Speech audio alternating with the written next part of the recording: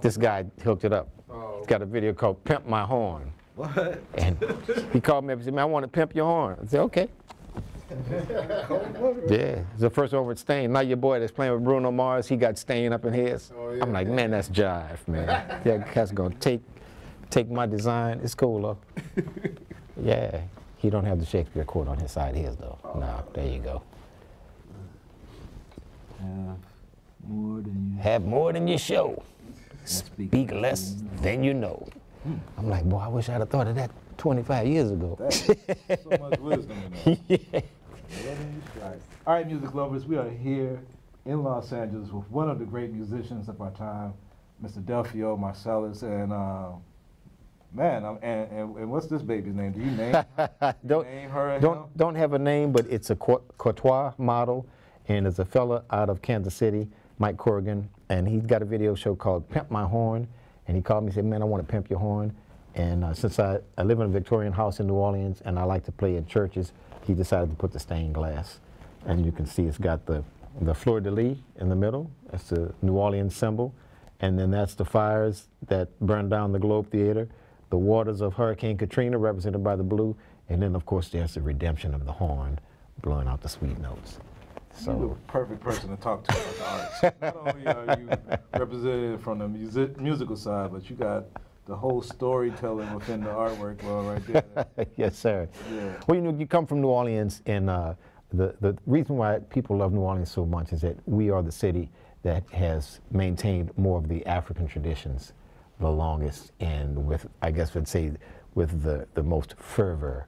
Yeah. So that storytelling is one of those traditions, and the music, and the dance, and the food, and the Southern hospitality. Yeah. We say, man, that didn't come from Europe. Yeah. That's straight off the grounds of that African soil. So we like to keep all those traditions going as much as we can, you know, while bringing in and adding in our own thing also. Did the hurricanes wash away any of the culture or the traditions in New Orleans? Like this is pre-Katrina in New Orleans, right? And you look at it today. I mean, do you see like a lot of differences in?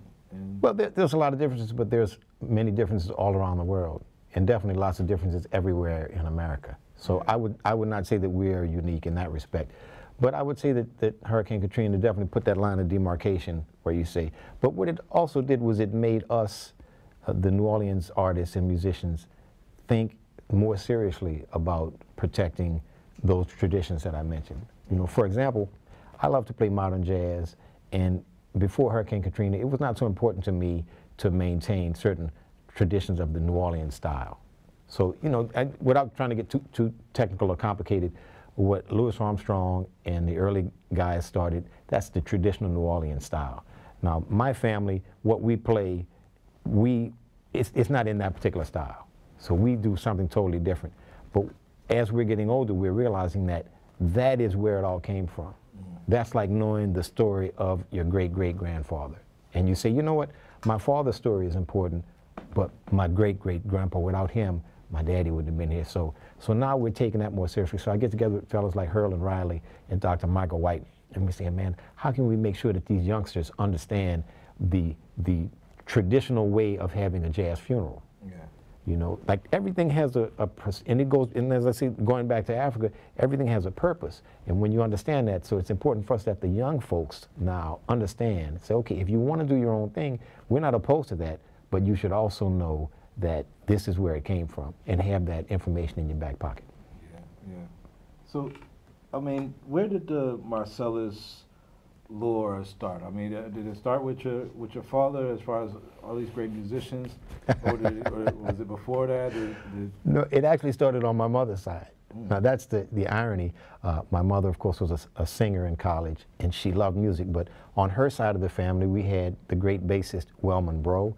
He was Duke Ellington's first string bass player, because before Wellman Breaux, he had a tuba player. And then she also had a fellow by the name of Alphonse Picou, and he was one of the giants of the clarinet and the soprano saxophone in New Orleans music. My dad, on the other hand, his father was a businessman. His father Ellis Marsalis Sr., he was he was the first black man to own a gas station in the 1940s in New Orleans. And he was also, he had the Marsalis Mansion, and that was the colored motel. So when Martin Luther King came to town, he stayed at the Marsalis Mansion, because that was it was only there in Mason Strip, and the Marsalis Mansion was kind of the top rung of the ladder. I don't know if you know the great chef Leah Chase, who is now 90 years old, I believe. And she told me that she looked up to my grandfather because he was the first person of color to have white linen on the tables of his restaurant. So she said when she started Dookie Chase, of course, it's a very important restaurant, and she said she still tries to maintain that tradition. So having said all that, the music's on my mom's side. My dad got the business acumen from his side.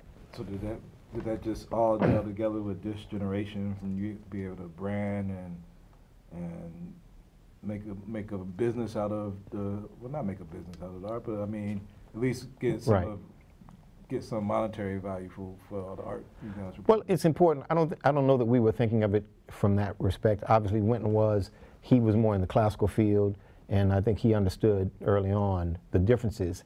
And what he's tried to do is to really bring a similar level of respectability that we have for the European tradition, for jazz. And jazz is such a great representation of America. It's really how America is. You got to figure, because it came from the Negro experience, and here we have the people who were the most marginalized and the most dehumanized, and they came up with a music that represents democracy. And what we find today with the politics that's going on is that a lot of Americans don't actually want democracy. They like the sound of it. They like to say we're a democracy, but they actually want something that's going to work in their favor. But democracy, it's like jazz. Great jazz occurs when everybody is speaking the same language and everyone has an opportunity. It's not just, okay, I'm going to do what I have to do and then whatever with you. It's about, okay, you have your voice, I have my voice. We're going to come together, and it's the individual and the collective. So, man, you got to love jazz. You got to love New Orleans. At what age did you pick up the trombone? 6th grade, whatever age.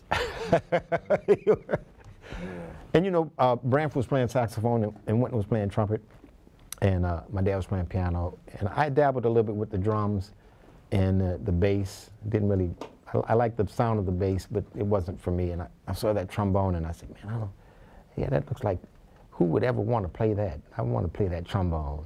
And I find that this is really, the trombone really represents me. So I'd say the trombone kind of chose me. Trumpet players, they lead the band, so they have to have a certain kind of a mindset.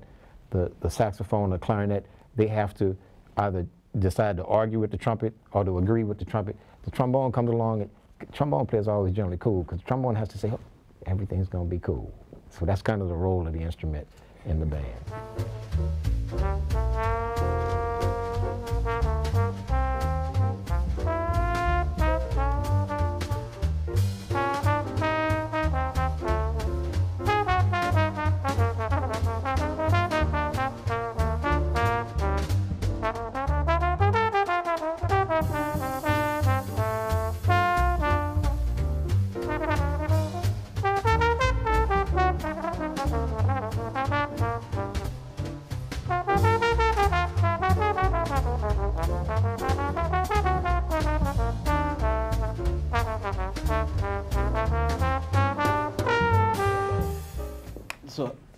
So you started in 6th grade. Mm-hmm. How long does it take to, I don't know if master is the right word, but to really become proficient in the instrument enough to be confident enough to play with your brothers in a band? Right. Well, it depends on a lot of different factors. I spent a lot of times in the recording studios. In addition to playing trombone, I've composed music. I have the Uptown Music Theater, which is a nonprofit. We teach kids musical theater. So for me, the main thing is how to juggle everything into kind of what a Renaissance man would do, where you spend the appropriate amount of time on each. But I would say, what did they say about the how many thousand hours it takes to really master anything? That's with anything. It's just a question of, when you do it. So for me, it hasn't been, at one time. It's been more spread out. Let's talk about the Uptown Music Exchange, because it seems like that plays right into the African Diaspora Exchange and its focus in spreading the arts. Why did you get involved in that, and how does that fulfill you in your career? Right. Well, I've always felt that you know, the greatness of the African diaspora, which, you know, anyone that's connected to Africa and identifies with, I know the DNA strain says, well, everybody is technically from Africa, but not everyone identifies with those things that we consider African. But there's so much greatness, and we find that for reasons, I guess for monetary reasons, that we have to play the role of the villain too much of the time. Yeah. And I think for when my brothers and I have conversations, a lot of times it's about how do we really highlight the greatness of the African peoples. And one of the ways we find is to maybe have a collaboration with all the genres of art. So we have the visual arts, and we have the writing component. And that's one of the reasons why when I started the Uptown Music Theater, I like the fact that it's not just music, but you also have someone wants to be a visual artist where they can help with the set design. You need someone to help with the production. You need the stage manager. You know, some kids like to sing, but they can't dance. Some kids like to dance, et cetera, et cetera. So I think that really our idea is to how can we best represent African people globally by presenting the great art, because man, there's lots of people doing great things all around. It's just, we just aren't aware of it. You know, we don't hear about the great things that happen all the time. But every day, right now as we speak, somebody's doing something great. How much is I mean, I'm sure it's a lot of your sound, but like when you get outside of New Orleans, like you hear a musician from out, like how do you recognize a New Orleans trombone player? Like, how easy is it? Oh, it's easy, man. It's easy. Because, you know, there's a number of reasons. The first thing is that in New Orleans, we play for people all the time. So one of the great African traditions is the idea that I am here to be of service to you. Whereas many students now, they use jazz as a way because they have to fulfill something inside of themselves. But when you go to Africa and you're around the people, it's such a humbling experience because it's honest and pure and sincere. And it's easy to misunderstand what that is. So when you hear the New Orleans musician, he's playing for the people. Doesn't matter what he's playing. The other thing is that there's a conversational style. The New Orleans style is more conversational, whereas in other places, I find that it doesn't have that same kind of southern twang and thing to it. Well, how is it appreciated outside? How is jazz and just musicians appreciated? Because I know you travel, you just got here from Hawaii, but I'm sure you've probably been all around the world performing. When you get outside of the United States, how do you see the appreciation for the music and arts compared to being here? Well, you know, it fluctuates. So I would say at some times, and depending where you are, people are really appreciative, but I think they're more appreciative because it's not in their culture. So if we're going to Denmark or if we're going to Japan, they're like, wow, it's almost like when they watch the fellas playing on the NBA. Yeah. It's like, that's really not how we do it over here. Yeah. So from that standpoint of view, but I tell you, man, when we're in the club, if we can get to, there's nothing like being in the club if it's, you know, like in the hood, when the folks come out and there's the spirit and the vibe. There's no way to explain what that is. Because it's like, because, you know, black folk have, between the church experience and the pop music that they listen to today, there's a thread that you just have to find where that is. And when that's it, it's on fire. And that's what I try to tell a lot of students is, man, you got to go to the black church. You have to go somewhere where you can experience more than just, you know, these notes are going to work over this particular chord. You have to know how to reach the people.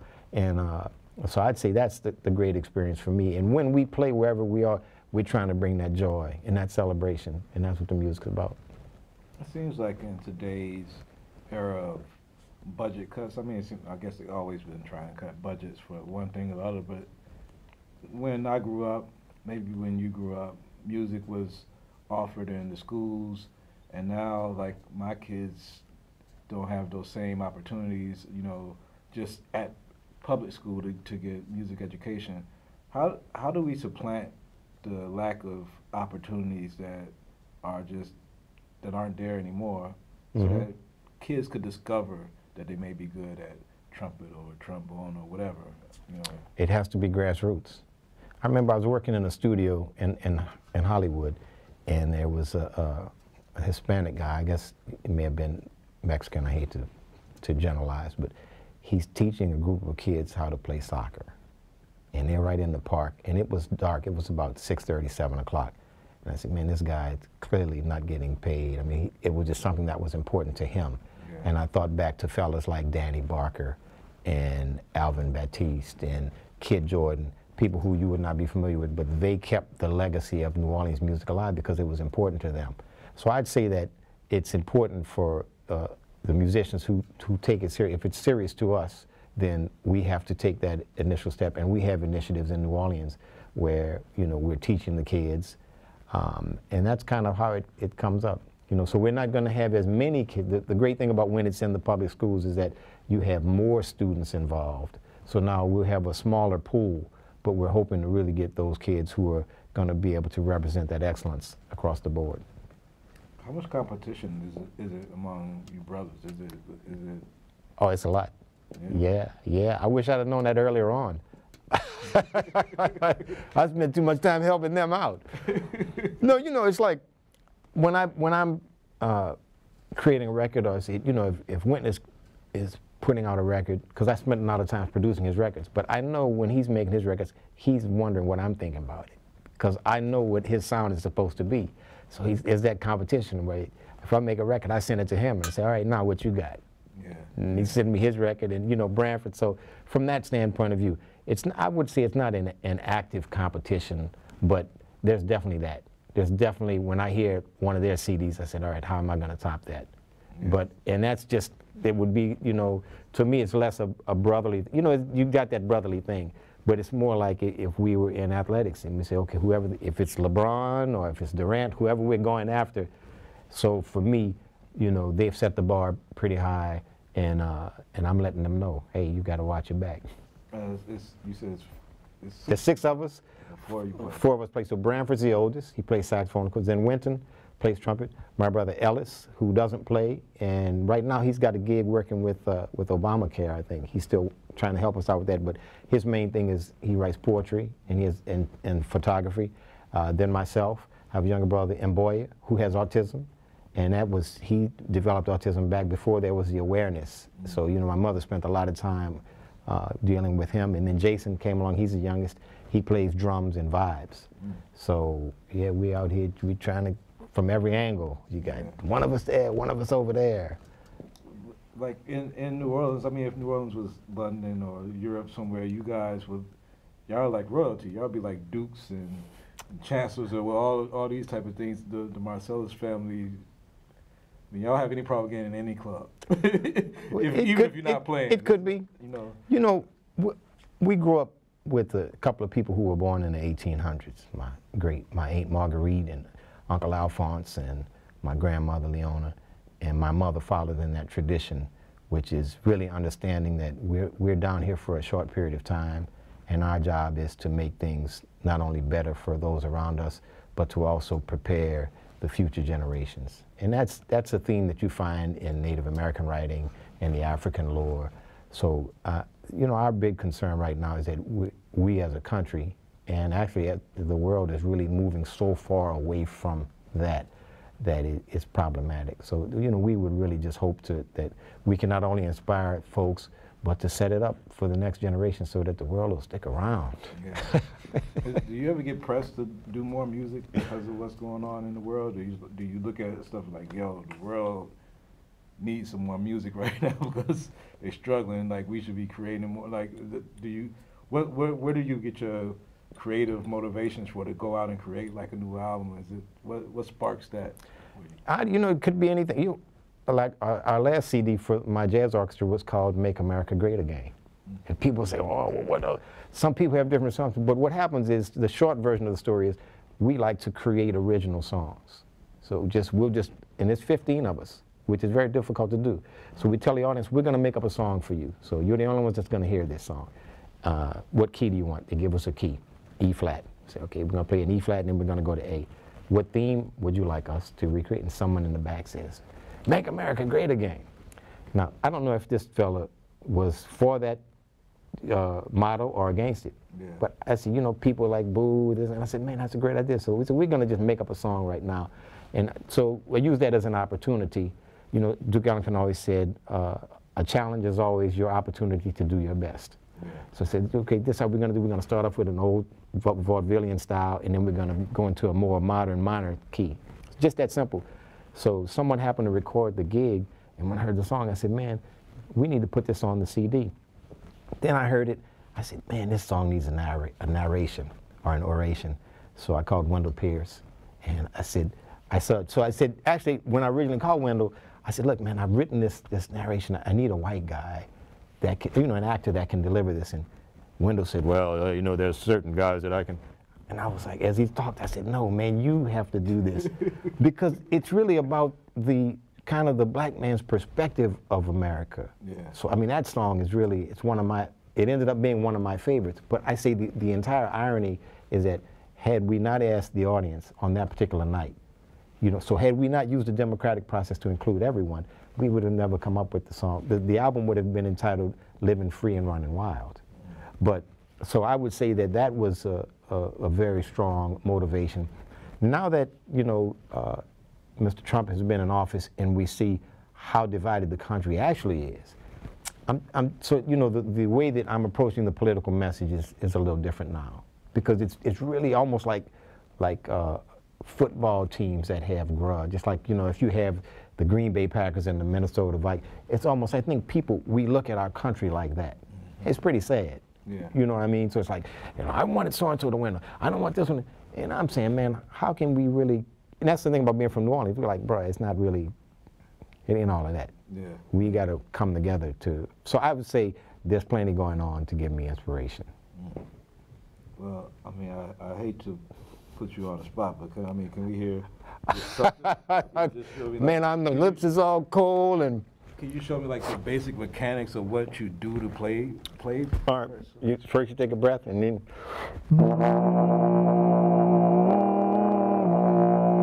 that's when you play one note and you sing another one. So I'm playing, and I'm singing, and I got this.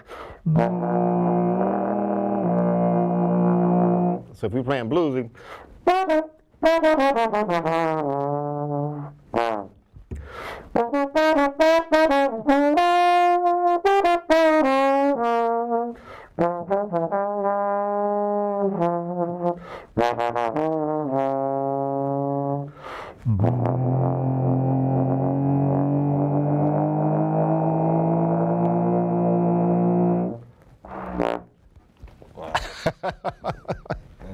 That's amazing. That's my baby. Man. Well, yo, it's such an honor to be here with a great musician. I've always just appreciated musicians. I don't have any musical skills except for appreciating. Okay, I'm sure you got a little bit in you. We give you a little drum or something. Like my kids into that. My son likes drums and he beatboxes. He has music in him. I can just tell naturally, but I don't think he's figured out his way to get it out yet, you know. But Right. yeah, but I mean, I also feel empowered to like pass along things that I've learned, and I'm glad that you're doing the same thing with the Uptown music and everything that you're doing for the kids. Because I think the only way that we continue to do stuff is we learn to, and me and my business partner was talking about, we learn to pass things down and transition and give the youth the power that we've captured. So I'm honored and thank you for being who you are, and thank you for taking the time, and can't wait to see you in New York at the African Diaspora Exchange. Yes, sir. Thank you. I'm glad to be here. Yeah, brother. Yeah, you're right.